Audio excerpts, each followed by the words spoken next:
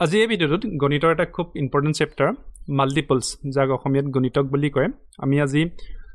common মাল্টিপলছ আৰু lowest common multiple এই বিষয়ে আলোচনা কৰিম যাক অসমীয়াত সাধাৰণ গণিতক আৰু লঘিষ্ঠ সাধাৰণ গণিতক বা চমুকৈ লঘাগু বুলি কোৱা হয় এই বিষয়ে অলপ আলোচনা কৰোঁচোন আহা এতিয়া এই কথাটো শিকাৰ আগতে আমি গণিতক মানে কি সেই কথাটো অকমান পটককে মনত পেলাই লওঁ আহা যে গণিতক কি বস্তু যে এটা সংখ্যাক যেতিয়া আমি অন্য যিকোনো সংখ্যাৰে পূৰণ কৰিম সাপোজ আমি ইয়াতে উদাহৰণস্বৰূপে কি কৈছো যে 4 সংখ্যাটোক লৈছো আৰু 4 সংখ্যাটোক আমি অন্য যিকোনো সংখ্যা সাপোজ 1 2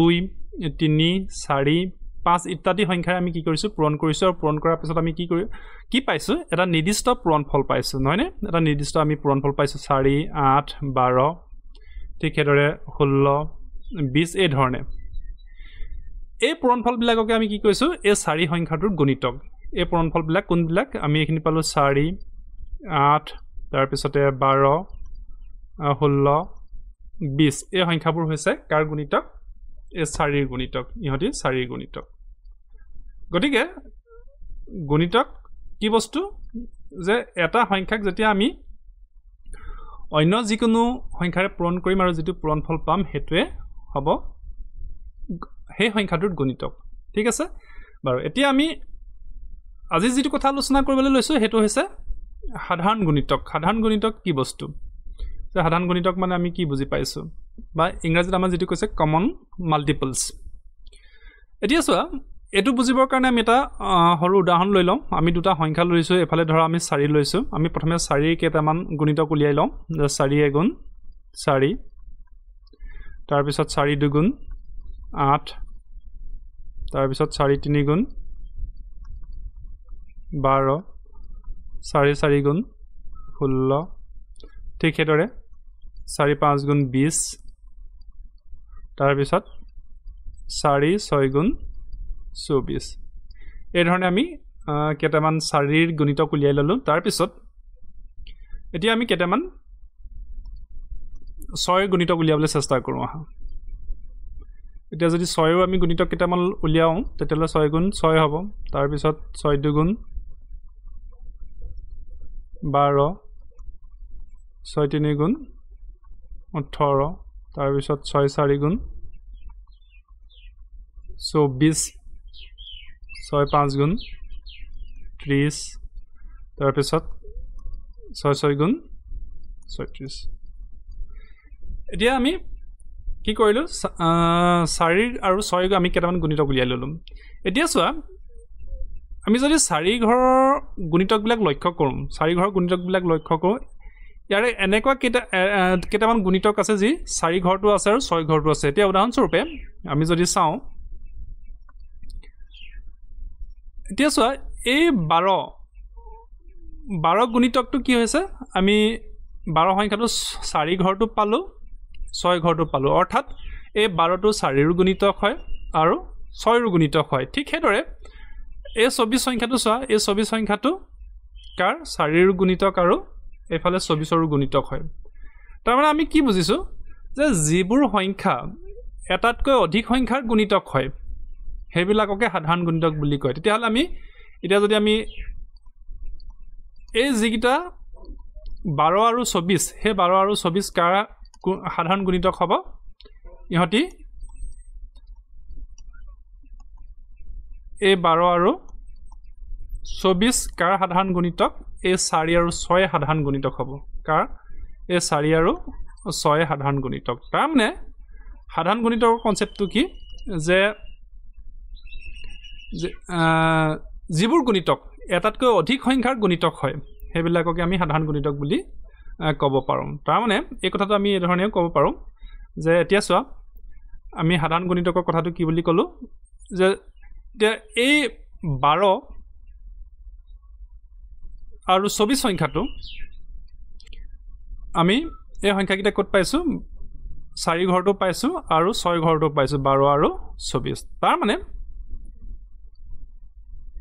এই ডেফিনেশনটো আমি এই ধৰণে ক'ব পাৰোঁ যে যিবোৰ গণিতক এটাতকৈ অধিক সংখ্যাৰ গণিতক হয় সেই গণিতকবোৰকে সাধাৰণ গণিতক বোলে উদাহৰণস্বৰূপে আমি এই 12 আৰু 4 কথাটো আমি ল'ব পাৰোঁ গতিকে এতিয়া আমি 4 আৰু 6 গুণিতকবোৰলৈ আমি যদি লক্ষ্য কৰোঁ তেতিয়াহ'লে দেখা যায় যে 12 আৰু 24টো কি হ'ল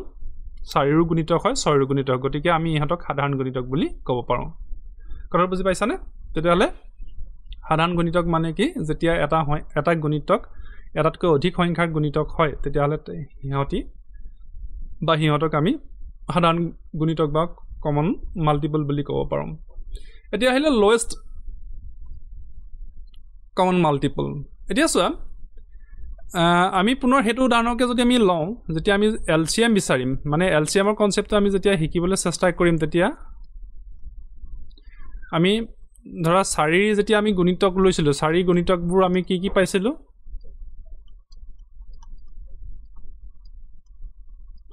4 গুণিতকবোৰ আছিলে 4 8 4 3 গুণ 12 4 4 গুণ 16 4 5 গুণ 20 4 6 গুণ 24 ঠিক আছে তাৰ পিছত আগত ঠিক এটা 6 গুণিতকবিলাক কি আছিলে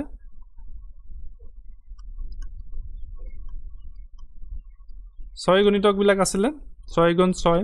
তাৰ পিছত 6 2 গুণ 12 6 3 গুণ 18 6 4 গুণ 24 6 5 গুণ 30 6 6 গুণ 36 এই ধৰণে আমি পাই গৈ থাকিম এতিয়া কথাটো হ'ল কি এলচিএম মানে কি যে যেটো সাধাৰণ গুণিতক আটাইতকৈ সৰু এতিয়া চোৱা ইয়াতে আমি দুটা সাধাৰণ গুণিতক পাইছিলো এটাটো হৈ গ'ল 12 এটো তাৰ পিছত আৰু এটাটো হৈ গ'ল 24 আৰু যদি আমি এনেকৈ গুণিতক উলিয়াই গৈ থাকোঁ তেতিয়াহ'লে আমি পাই গৈ থাকিম কিন্তু কথা হ'ল কি আমাক লাগে লোৱেষ্ট কমন মাল্টিপল লাগে আৰু ইয়াৰ ভিতৰতে এই যেটো সাধাৰণ গুণিতক 12 আৰু 24 আটাইতকৈ সৰু কোনটো তেতিয়াহ'লে নিশ্চয় আমি 12টো হ'ব তেতিয়াহ'লে এই ইয়াৰ যেটো এলচিএম হ'ব মানে 4 আৰু 6 যি এলচিএম হ'ব কি 12 তাৰ মানে 4 আৰু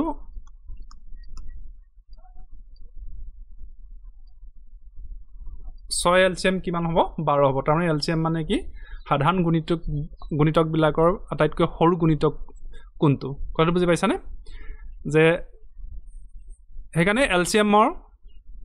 ফুল মিনিংটোৱে হৈছে লোৱেষ্ট কমন মাল্টিপল তাৰ মানে আমি সাধাৰণ গুণিতক বিলাকৰ আটাইতকৈ সৰুটো বিচাৰিব লাগিব কথাটো বুজি পালা এটোৱে সাধাৰণ গুণিতকৰ কনসেপ্ট গতিকে আমি লাষ্ট এনেকৈ আমি কনক্লুজন কৰিব পাৰোঁ যে দুটা বা ততোধিক সংখ্যাৰ সাধাৰণ গুণিতকবোৰৰ ভিতৰত আটাইতকৈ সৰুটোকে লঘিষ্ঠ সাধাৰণ গুণিতক বা চমুকে আমি লসাগু বুলি ক'ব পাৰোঁ বা ইংৰাজীত লোৱেষ্ট কমন মাল্টিপল এলচিএম বোলে তাই উদাহৰণস্বৰূপে আমি এমাত্ৰ কৈছিলোঁ যে উদাহৰণস্বৰূপে 4 আৰু 6 সাধাৰণ গুণিতক হ'ল 12 আৰু 24 ইয়াৰে ভিতৰত আটাইতকৈ সৰু গুণিতকটো হৈছে 12 যাক আমি 4 আৰু 6 লঘিষ্ঠ সাধাৰণ গুণিতক লসাগু বা ইংৰাজীত লোৱেষ্ট কমন মাল্টিপল বুলি ক'ব পাৰোঁ গতিকে এইখিনিয়ে কথা আছিলে এলচিএম কমন মাল্টিপল সাধাৰণ গুণিতক আৰু লঘিষ্ঠ সাধাৰণ গুণিতকক লৈ আশা কৰিছোঁ তোমালোকে কথাখিনি বুজি পাইছা গতিকে ভিডিঅ'টো এইখিনিতে সামৰিছোঁ থেংক ইউ